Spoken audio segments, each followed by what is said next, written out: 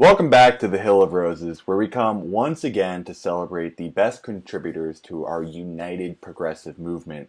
With me this week to be able to discuss his top priorities is Reno Fahringer.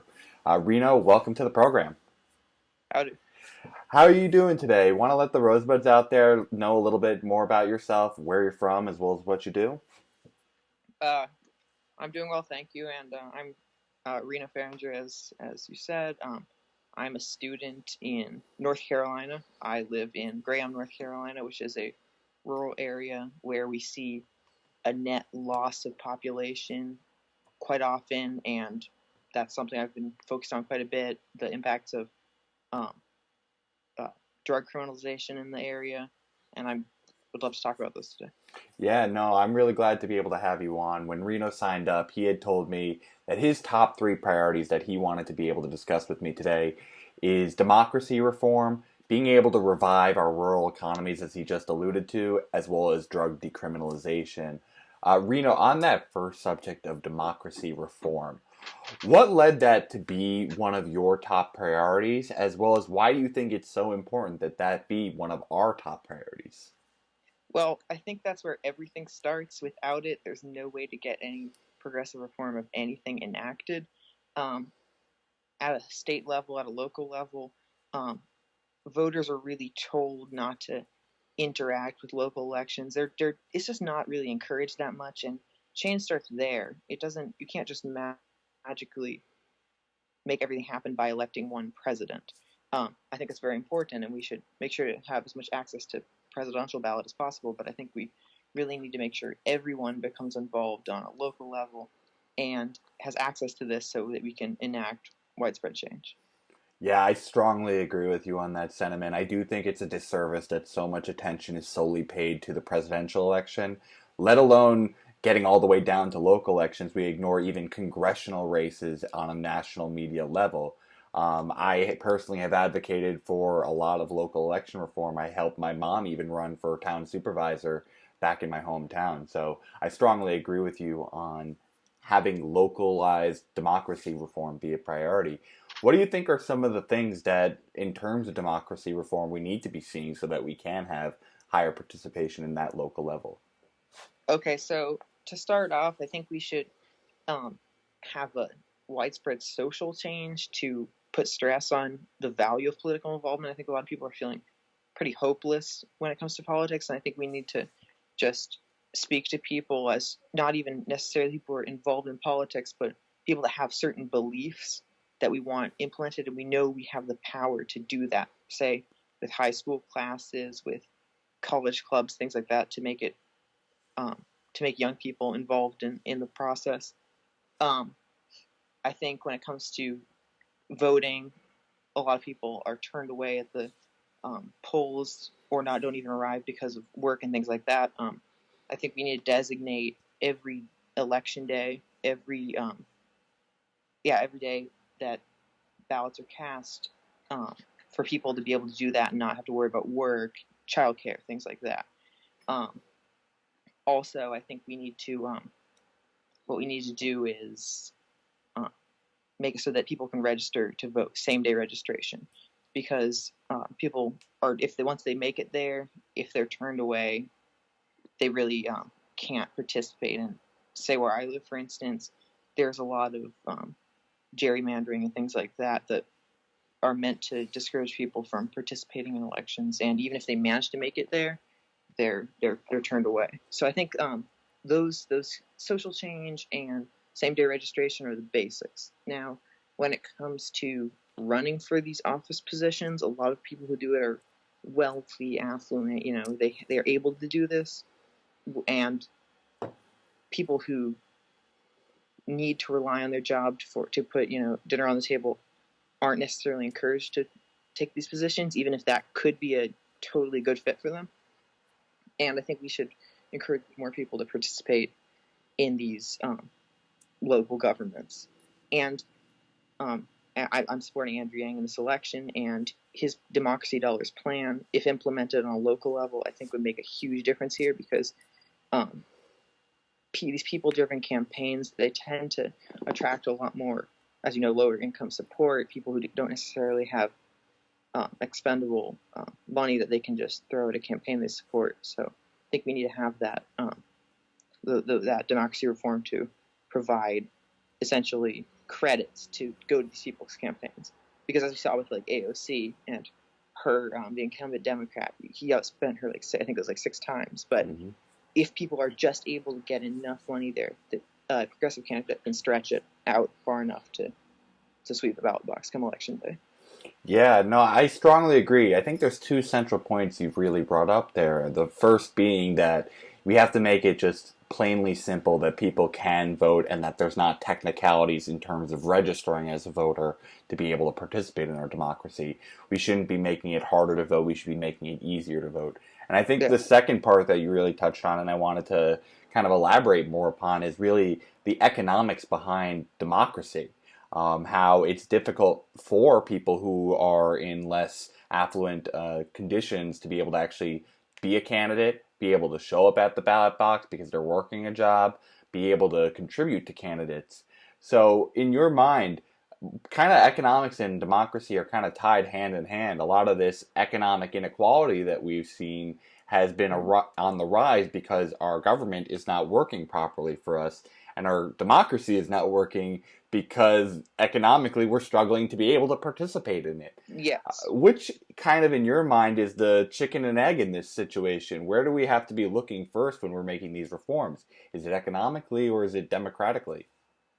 I mean, it could go both ways, but really I think democracy reform comes before all, because our local government and federal government have a huge impact on economics, and I think if we can elect representatives that have our best interests in mind, we'll be able to create a better world for ourselves. As we've seen, we can take a lot of self-direction when it comes to making more money, generating more income to support candidates, but it's a lot harder than, I think, if you don't have health care, and that will be likely instated by federal government and aided by, say, your congressperson or whatever.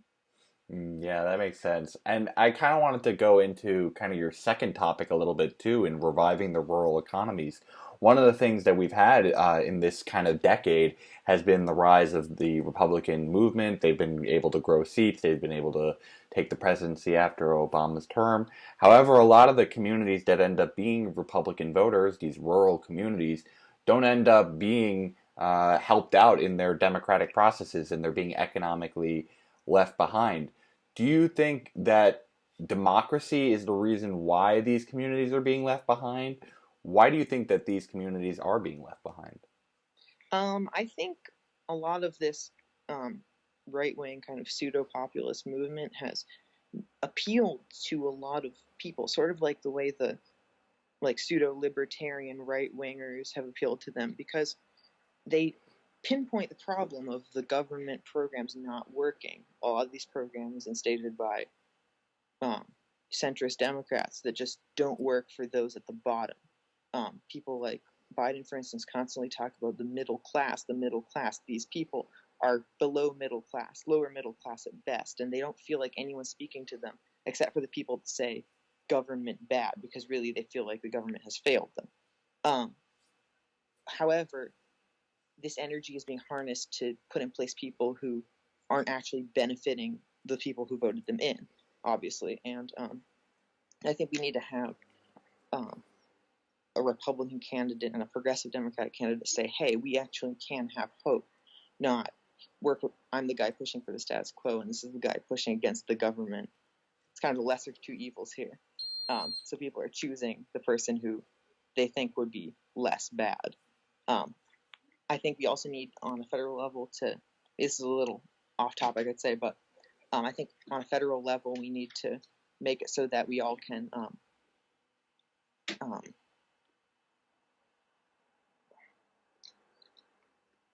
pardon me, what is it?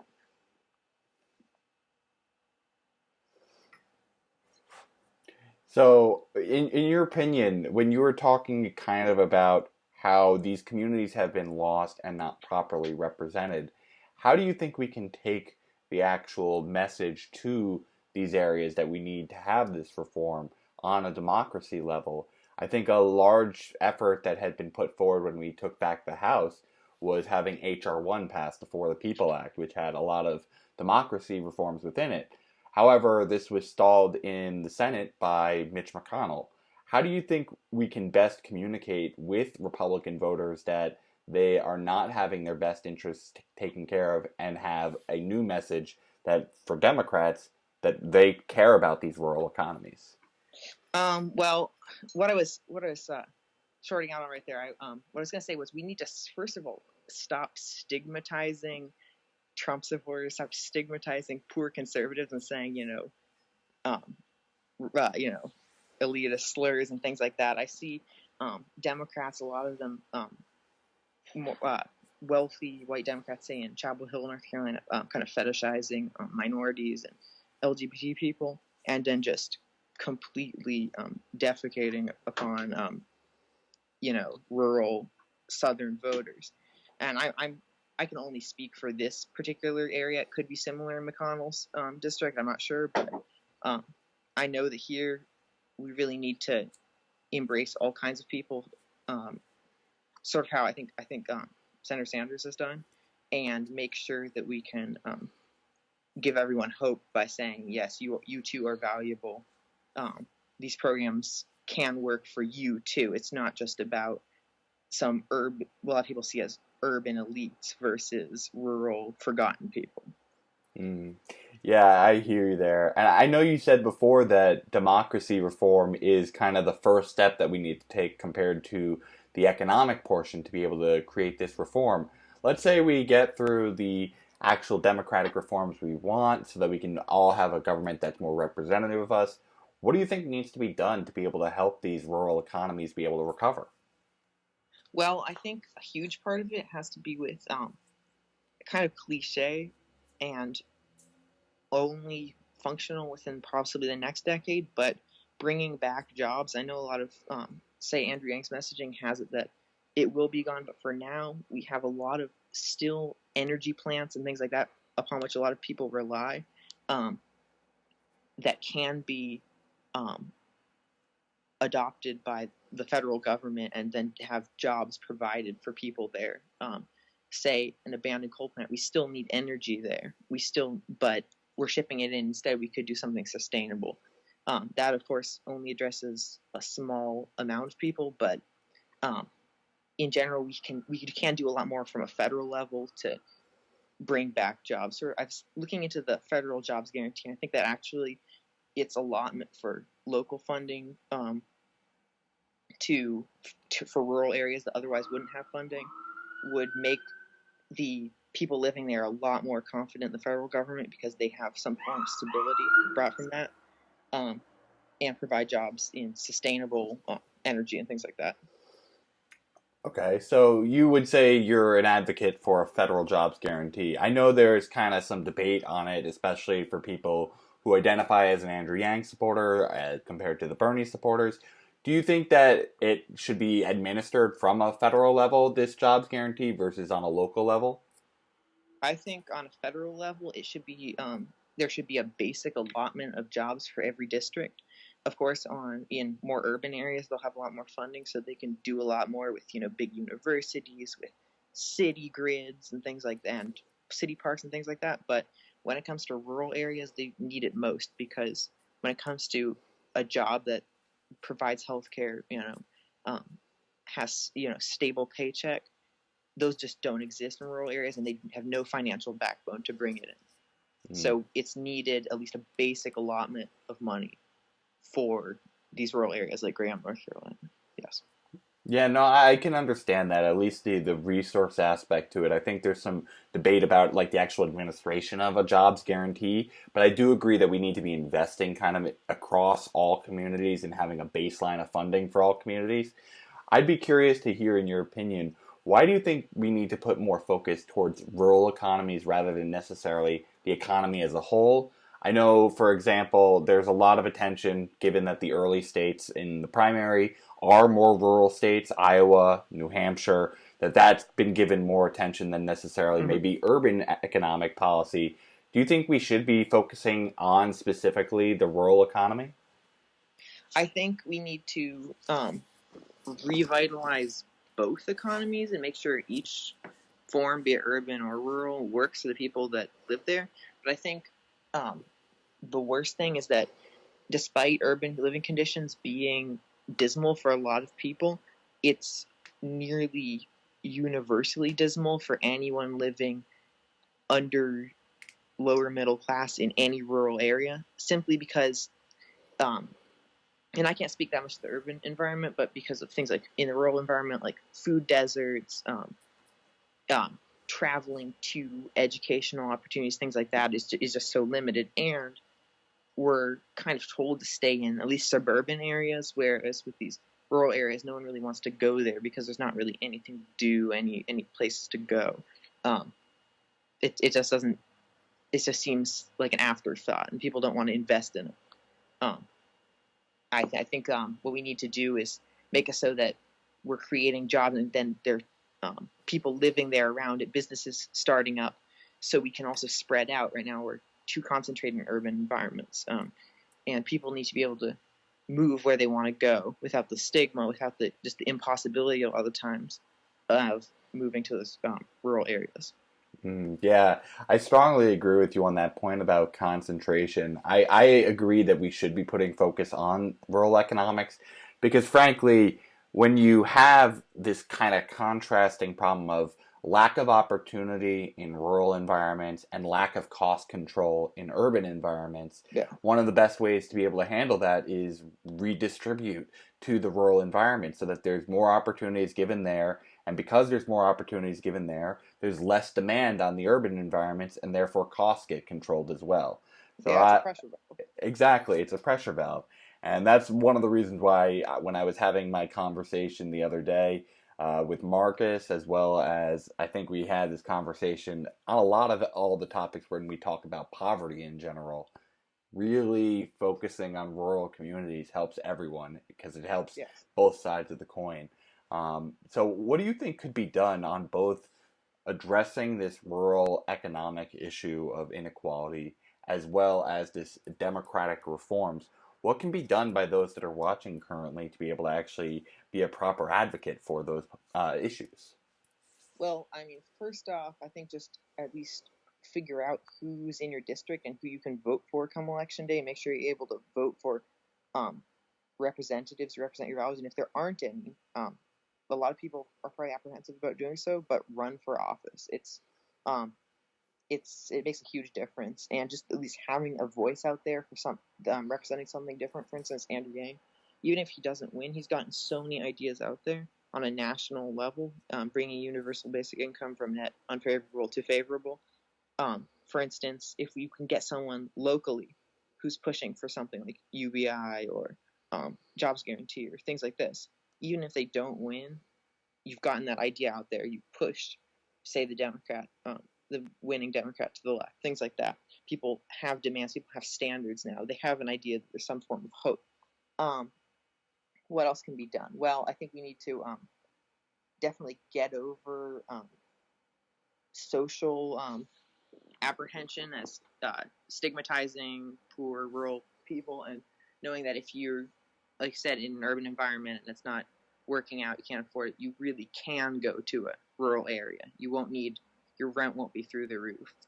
And the more people do this, the more it'll grow these areas. There will be more diversity, more variation of opinions, things like that. Yeah, I strongly agree with both points. I think first it is changing the conversation. That's something anyone can do, rather any political level you feel that you're at. I know some people feel intimidated for running for office because they don't feel like they know enough. Well, your voice matters. You're a voter like anyone else, so you should be using that. But I also agree that for those that are politically motivated, they should step up and run. I did it very, very briefly myself, and luckily there was another progressive candidate in the race that I felt comfortable dropping out and supporting. But we do need to make sure that our incumbents are having their feet set to the fire when they're not serving our needs. So I strongly agree, get involved when no one else is doing it. You can't complain about a problem you're not willing to try and fix yourself. So I agree with you on that point, Reno. And I wanted to get now into your final topic, and I think this kind of strongly relates to the topic of rural economics too, and that's the subject of drug decriminalization. Because one of the big topics of drug decriminalization is the decriminalization of opioids, which has been something that's been plaguing a lot of these rural environments because of this economic inequality. Why do you think that the step to be able to help these people who are suffering from these drug problems should be for us to decriminalize the drugs?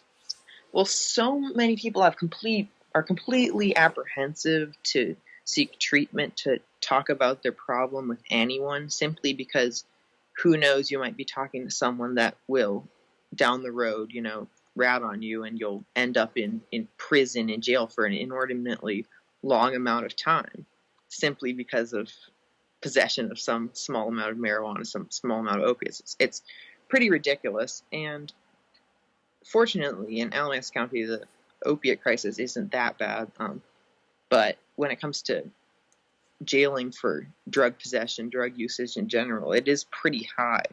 And no pun intended. And we really can do better about that by decriminalizing it, making so people can seek treatment. And that's really coupled with universal health care, presumably a single payer system, because we're able to then make it so that anyone can access it and speak openly, couple it with therapy, things like that, about their problems, what ails them, and then our society will advance as a whole, because everyone will not only have healthcare, but they'll be able to talk about these problems instead of just self-medicating for them. A lot of these, of course, are economic. And yeah, like you said, it goes hand in hand. Once we're able to revitalize these economies, then and people are able to seek treatment, we will be able to really improve our condition. Yeah, I hear you, especially on the front of being able to ask for help. I think we have to recognize that it's not a sin to do a drug. It's an addictive product. A lot of us get into bad conditions where we're in pain and we feel like we need something to shut off the pain. So having some way to be able to ask for help and get yourself out of the vicious cycle is really needed. I'd want to clarify, though, why do you think it should be decriminalization instead of legalization, in your opinion? I think moving towards legalization is a good idea for, say, marijuana. However, when it comes to some things like heroin, methamphetamines, I know that a lot of the time legalization is a good idea, because it makes it so that people can seek treatment, help, just like with decriminalization. But in general, I'm just apprehensive to say, there are a lot of prohibited substances, say things that are used in labs that we have strict regulation on, and I feel like things that are demonstrably dangerous, like methamphetamines, and the ingredients should be just like other lab materials, regulated. But when it comes to, and you have to have certain licenses, things like this, of course, practically anything that's illegal, there are legal exceptions. But when I think of decriminalization versus legalization of some things like that, I think, well, should anyone be able to get their hands on that? I can see a more libertarian approach to it, saying just decriminalize everything. But quite often, legalize, sorry. But quite often, complete legalization comes with a kind of simplistic approach of not coupling it with healthcare. And that could simply lead to people really suffering if they have nothing stopping them from taking these medications, and these things like this, and they don't have healthcare coupled with it, then they're not going to be any better off. So I think we need to route people towards the healthcare and make sure that's provided. Either way, it's key to have healthcare, decriminalization or legalization. Yeah, no, I hear you there. I tend to be in the decriminalization camp myself. One of the main reasons is when you legalize the product, you start introducing the actual corporate profit motive into selling the product. I think the goal is that we're not trying to just have it be everyone can get it. I think the goal is that we're trying to help people get off it, but without like actually being punitive in nature, and how we're actually trying to correct course and have less drug addiction in our country. And so by legalizing it, you're going to start having the groups that are going to market it, or who are going to potentially cut corners on quality control, maybe potentially to save on cost.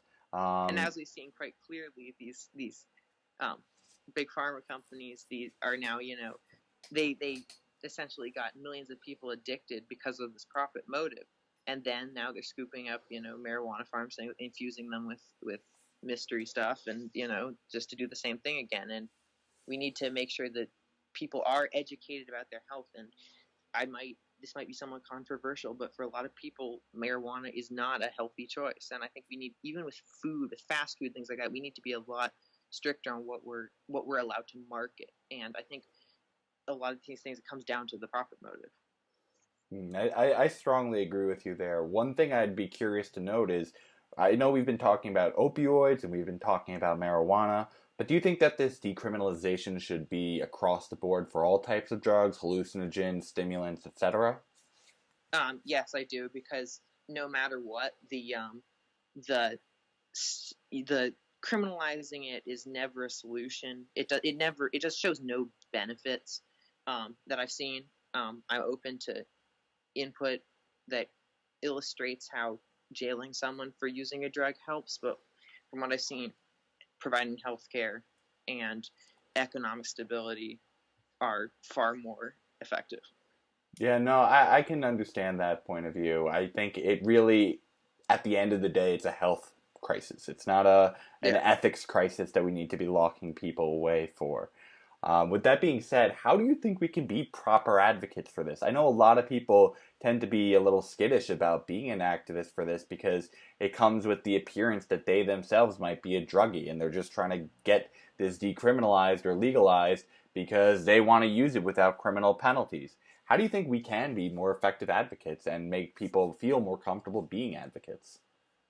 Well, I think in general, we just have to speak openly about everything, because if one person in the room is doing that, the person to your left and right will start, and then it's just exponential from there. But I feel like a lot of people are unwilling, like you said, to take the jump, because if you're the sole person saying that at first, it seems a bit iffy, especially in a very, like, a rural, very conservative area. It's like, well, what are you doing? But I found that especially with young people, they're very receptive to an argument about the benefits and of decriminalization. I think a lot of people tie in, say, their parents with opiates and things like that, and they understand how, if there's treatment provided, if you stress treatment, not just, I mean, that's another reason legalization isn't necessarily the path I would choose, because if you stress the ability for them to get treatment, if it were decriminalized, as opposed to being punished and hiding from that punishment, I feel like people are a lot more receptive to it. Say, just label it as healthcare. Say, you deserve better, and we are trying to make it so that you can, you don't feel like you have to take this in the first place. Not, hey, we should just legalize everything. Meth labs in every kitchen. Yeah, I hear you on that point of stressing the healthcare. One thing I would add myself is that I think talking on a criminal justice level too matters. We have to talk about who are the groups that are more often locked up from these offenses compared to the actual use rate in our country. We have to talk about how much money we are wasting on housing prisoners when they could be contributing to our economy instead.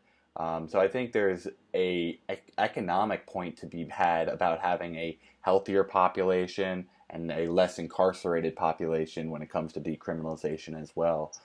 With that being said, Reno, across all three of your top priorities, is there anything that we didn't get to today that you wanted to be able to talk to on those three priorities that you think is important for people to hear about? Well, I think particularly for your listeners, I think, as you brought up before, I don't think it's kind of a zero-sum game where we have to,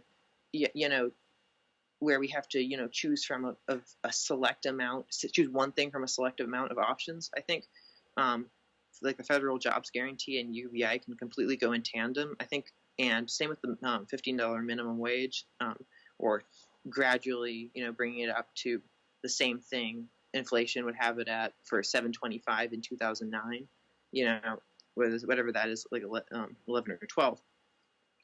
I think we have to consider everything together, because I think a universal basic income, 20, 30 years when everything's automated, presumably we're going to need to provide a living wage just simply through this means of UBI. But for now, a lot of people have jobs and a lot of work is human driven. We still have houses being built by people. We have roads, we have all sorts of infrastructure, energy grid, and people still need jobs. We're not, even $12,000 is obviously not going to maintain, say, someone raising a family or something like that. So I think we have to make it so that people can, work, find meaning in their work, have valuable work that benefits their community, and get paid and have health care for doing that, which could be provided through the federal jobs guarantee. When it comes to something like $15 minimum wage, say there's a private company, say something like Amazon, as they did, say Walmart, these companies are big employers in rural areas.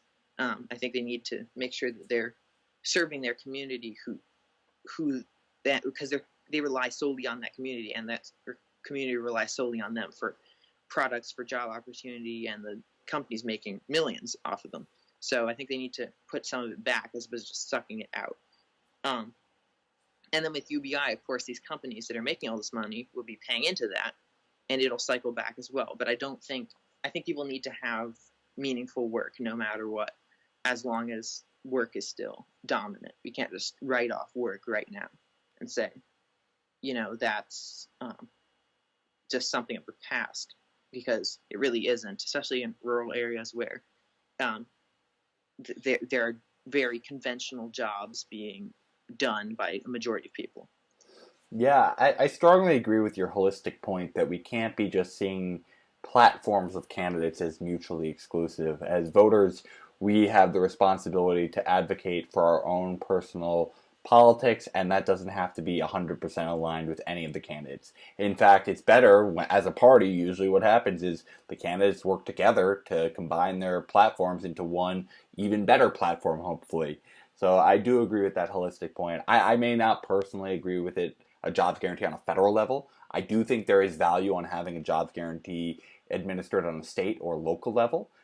So I do agree with you that there is a lot of meaning in having work still. And as much as we want to transition the value of work, the value of humanity away from being defined by what we do for work, a lot of people, especially older generations, and those are the people who are going to be displaced, those 40 to 50-year-olds, they're going to be the ones that value work and that need work. On doing it. And they insist on doing it. They feel so insecure. And I've seen it firsthand. People, dying without feeling like they made a meaningful contribution to their community. And people think that's through hard work with a fair paycheck and healthcare. They think that they're giving something in exchange and they feel meaningful, as opposed to just sitting there. Even if they did get their tech check or whatever, they're still not going to feel content maybe in their dying years after they feel like they've done something over the last couple of decades. They'll say, okay, now it's time for me to, this will keep food on the table and I can give some to my grandkids. But if they can't feel content leading up to that, they're just going to waste away feeling hopeless. Yeah, I strongly agree with that, as well as I know from my personal experience doing a little campaigning here, there's a lot of immigrant communities who want to feel like they're contributing, that they want to feel like they are giving something back and really building their own American dream rather than just being given something. So I think that these ideas do go in tandem, even if I have some personal disagreements with how specifically a jobs guarantee is administered, whether it be federal, state, or local. With that being said, I wanted to thank you so much, Reno, for being able to come on today to be able to discuss your top priorities. Is there anything that you want to let the Rosebuds out there know that you have personally going on, or that other people have going on that you want them to go check out? Well, I'd just like to say thank you, and I appreciate having the opportunity to do this. Today I don't really have anything to share as far as something I'd like people to support, but I just like to say I'm grateful for everyone's time, and I've enjoyed this. Well, thank you so much, Reno. I think the audience also appreciated you coming on and being able to talk to these subjects. I think they're vitally important to really help bolster up the forgotten people in a lot of ways. And so I'm appreciative you came on to share your voice. Until the next time, I want to make sure that the fans out there know some of the stuff that we have going on the channel. You're going to see a flurry of episodes, just like Reno's coming out. We'll be having episodes coming out with Levi, Melissa Straub, Gerardo Hernandez. We're going to have John Michael Manzi, Brennan Medlock, and Adam Smith all in this upcoming week, as well as Reno's interview. So the Rosebuds out there should be really listening to all these top priorities that we have out there. There's a lot of smart voices out there that don't get heard as often as we'd like them to, and we're really appreciative of people like Reno who come on to be able to share their perspective. On top of that, in the description section below, you're going to see Reno's Twitter handle so that you can go find him, so that you can go follow him, because any person who comes onto the channel who is spending time sharing their perspective deserves to be kept heard. And we expect that in the future, we might be able to bring Reno back to be able to talk about some of his other priorities as well. So please keep in tabs with him going forward. Furthermore, we have our cheat sheet as always, so that you can find out all the things that we have on the channel. We have our sign up sheet so that you can be just like Reno and come on yourself and talk about your top priorities. And we have our open source policy platform. So for all the policy wonks out there, this is a platform where the entire internet has free reign to access this document and edit as they wish. We have a nice styling guide, an editing guide, and rules within it on how you should interact with it. But it's free reign out there, so your great ideas can be heard and shared. I'll be doing analysis on this probably weekly to be able to dive into what's changed on the platform. With that being said, make sure you comment down below of what you thought of today's episode and who you'd like to see come on next to the channel. With that being said, my friends, stay rosy.